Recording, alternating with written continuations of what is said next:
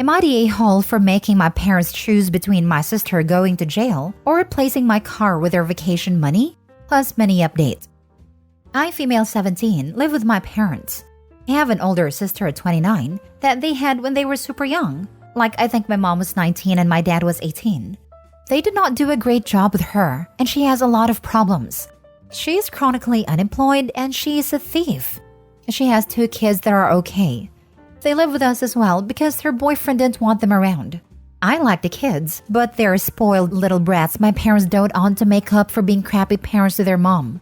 My parents won't let me put a lock on my door because it is their house and they don't want that. No problem. I talk to the kids and explain about what would happen if they came into my room without permission. So we have an understanding.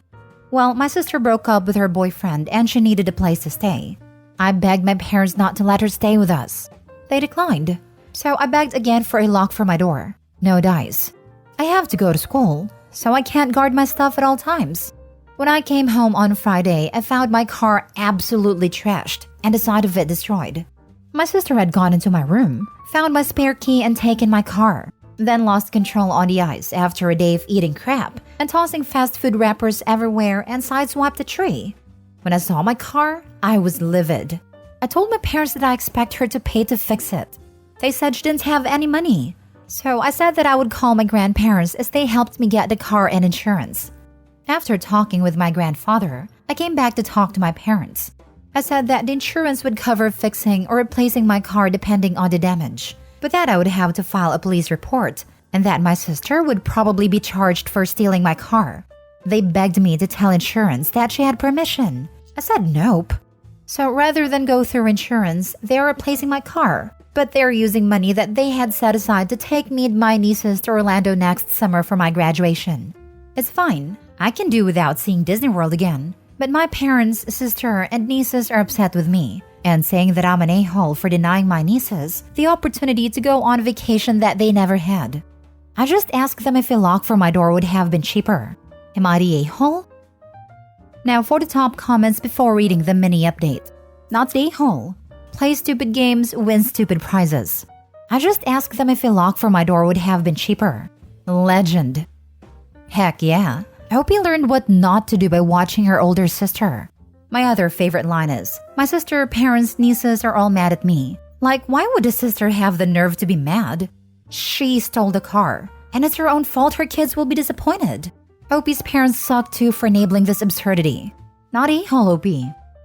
The children are upset that they did not travel. The parents are upset that they were forced to take responsibility for their Golden Girls' actions. The sister is upset because she's a narcissist, and these types of people will always blame someone else. She will never accept the blame. Not the a-hole, and you still need a lock. I have a security cam, and I have evidence. It was better than a lock in this case. Add a lock and keep the cam. As a thief, your a-hole sister could still pick the lock and take anything again. Not the a-hole, and your parents are still bad parents to her and to her kids. Letting kids get away with everything and not having to face the consequences is, in my opinion, abusive because then they have no idea how to function in the real world. If your parents had actually learned anything about parenting, they'd make your sister deal with this, or would at least force her to get a job to repay them. If they did that, then the kids wouldn't miss out on Disney. Every single aspect of this has been your parents' fault, and they're still failing. Came here to say this. She's 29 and living with her parents while they raise her kids. Seems like a no-brainer that she should be working, and all money going to repay for car repairs until it's paid back. Mini update. Hey, I just got home from school. There was a deadbolt on my bedroom door, and my mom gave me a key. She says that she is keeping the other one for emergency. I agreed, as long as it was only for emergencies. Next story. Am I the a-hole for telling my friend to help pay his biological daughter's tuition? This all started 17 years ago when my friend and his girlfriend, now married, gave birth to my daughter Jasmine. They had a baby they didn't want and protected fun and no abortion and gave it to me. I was friends with this guy for a couple of years, and my wife was infertile and was devastated we couldn't have kids. So, they gave us the baby and life was good until the pandemic hit. The pandemic hit hard for us and my wife lost her job. Thankfully, I got a better job and make money now, enough to support needs and barely scrape by for my daughter's tuition. Now, on the other hand, my friend and his wife are living on cruise ships. He makes a lot of money, so much that he basically lives on cruises and owns a nice condo in Honolulu. They wanted to visit my daughter, and during dinner, fancy restaurant paid by them, offered to pay 20% of my daughter's tuition. My daughter asked why not more, and they told her that she wasn't their responsibility as they gave her to me and my wife. Dinner was very awkward after that, and outside I called my friend in a hall for not paying my daughter's tuition. I said he makes very good money, and he can afford to pay the tuition. He told me off and left and went back to his fancy condo, might I add. Meanwhile, my daughter was in her room crying, claiming she hates her father. So much so that she blocked all contact with her biological parents and claimed she hates them and never wants to speak to them again. I don't know how I will cover the 50 grand. It's basically half my salary over 2 years. So am I the a-hole? Info. You say gave you their daughter. Was there not a legal adoption? What do the adoption papers say about what they owe you? Was support addressed at all? You seem to simultaneously want this to be a foster child when it benefits you and an adoption when that does. And I'm completely unclear on which is true. If you adopted her, they are not her parents anymore. They are people offering you a gift, one you seem incapable of taking without sabotaging it. Also, why are you waiting till she's 17 to pay for school? You could have saved with pennies on the dollar if you'd started a college fund 17 years ago. And now you're trying to figure out how to scramble. Did you just figure and tell your daughter to expect that rich bio dad would save the day? Because it sure sounds that way. Your daughter had been primed to ask for the full amount, and that audacity doesn't come from nowhere. She wanted to go to some college with her friends. She told us, we applied, she got in, and now we have to pay. And we didn't start a college fund because we thought the parents would pay for it. They told us no, that we had to start it instead, and my wife yelled at them. You and your wife are the parents, you idiot. You're the a-hole. You wanted their child, which means she is your responsibility. 20% was very generous. Good job for being entitled and raising an entitled daughter. The way my eyes bugged at the why not more? I mean, can these people get more entitled? And now you get 0%. Of course, you're the a-hole. This is important from OP's comments. OP also neglected to mention the following. They didn't just offer to pay 20%. They offered to pay 20% of the tuition and to pay off her dorm on campus or an apartment off campus. They also wanted to give her $5,000 to spend on food, which I think they need to send more. Oh, and apparently, they also paid for 75% of his daughter's car. They have been incredibly generous, despite having no financial obligation to him, and he still demanded more. These people gave you the gift of parenthood when you were struggling with infertility and not sure if you would ever have a child. They literally gave you their child and trusted you to be a good parent to her rather than giving her up for adoption elsewhere. And now you're acting like they're a-holes for not bankrolling you as a parent? Either your child is yours or she isn't. If you love her and you consider her to be your daughter, then it is not any other adult's responsibility to financially provide for her education, including the adults whose egg and sperm created her. And that's the grossest part of all of this, that you don't even see that you are literally negating your own parental connection to your daughter for a money grab. You're saying that she's your daughter, except when you want money from your well-off friend and then she's his? It's beyond horrifying. Do what every other parent who does not have a wealthy friend does to manage their child's education. You should have been saving money or take out student loans or apply for scholarships. That man is not our parent. If he were, you wouldn't be. You're the a-hole. Next story. Am I the a-hole for walking out of a babysitting gig after I found out that a kid was diabetic? I, 18 female, babysit for several families in my neighborhood. One of the families that I babysit for recommended me to this woman who is new to the neighborhood. She contacted me on Wednesday asking if I could babysit her 2 kids on Friday evening through Saturday afternoon. Apparently it was her friend's birthday, and they were spending a night in the mountains to celebrate. She asked me to show up a little bit early so that she could go over things with me.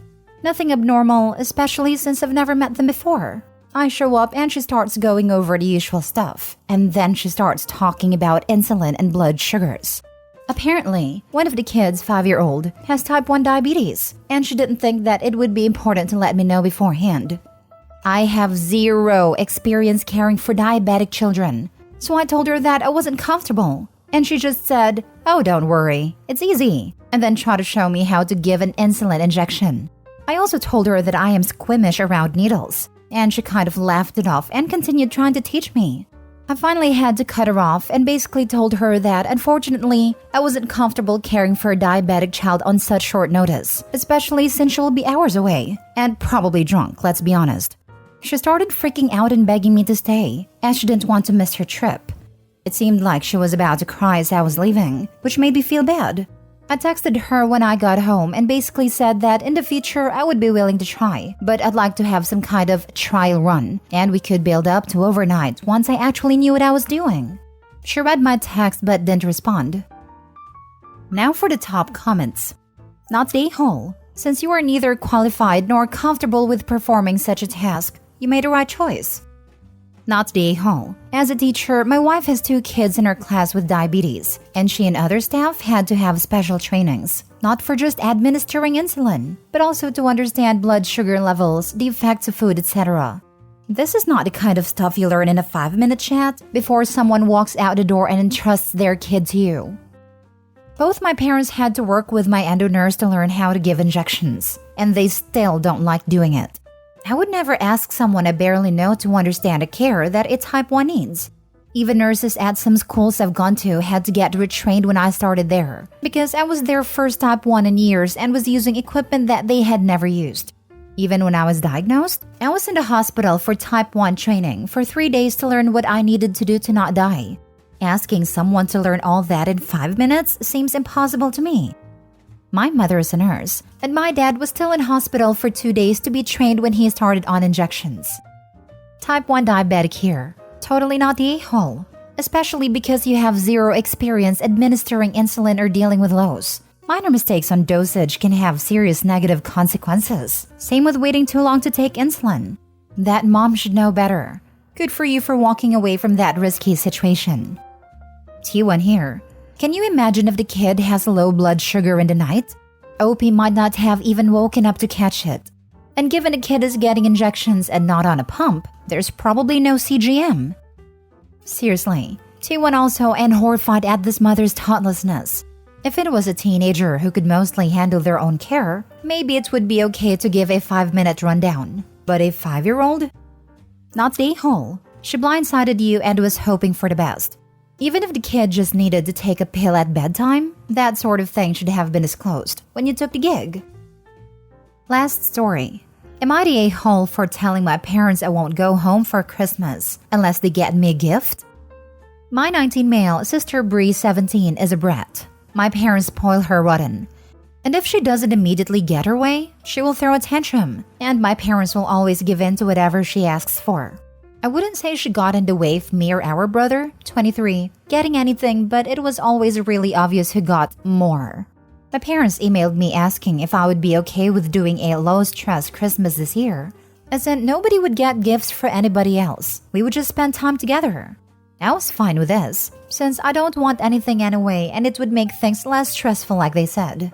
So I called them to let them know, and they immediately told me what to get Bree. I was confused and said, I thought we weren't doing gifts this year.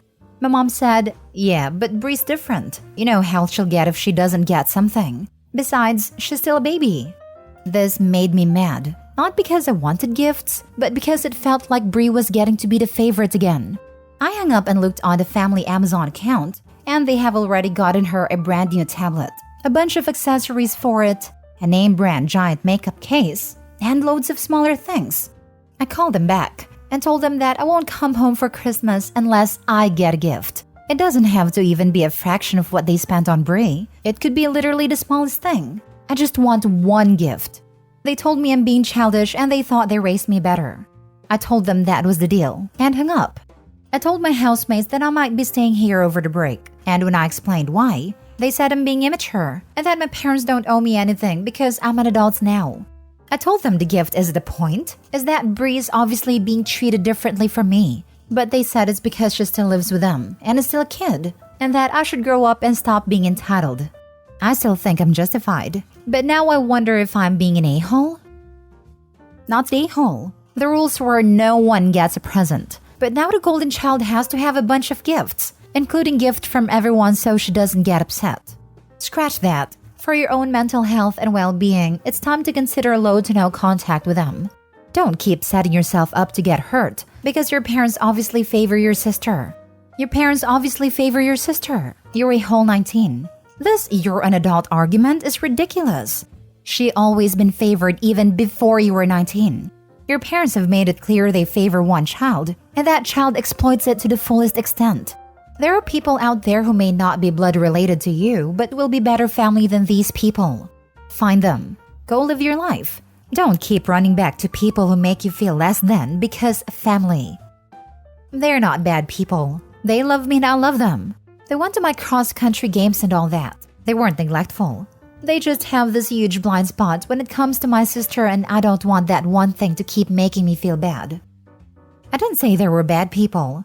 Their actions make you feel bad and less than your sister. I'm sure they love you, but she's the golden child hands down. That's always going to be the case, unfortunately. You can continue to try to discuss it with them, but you know how that's going to go. If you can't afford it, I would suggest getting therapy to help you out here. A therapist would be able to help you come up with boundaries and better ways to handle this than me or anyone else here. Not stay whole. Buy your sister a book on recovering from golden child syndrome and have it delivered to the house during Christmas dinner. Your first Christmas on your own is hard, but lean into it. Fuzzy PJs all day, Die Hard, candy for breakfast and bacon for dinner were how I coped when I was your age. And now my kid and I do those things together. Man, that sounds perfect. I suddenly feel a lot less bad. Lol. It really is wonderful. Do all the things you'd get grief for doing on Christmas because they make you happy. I strongly suggest a whimsical onesie, and I hope you have a really merry, comfy slacker Christmas.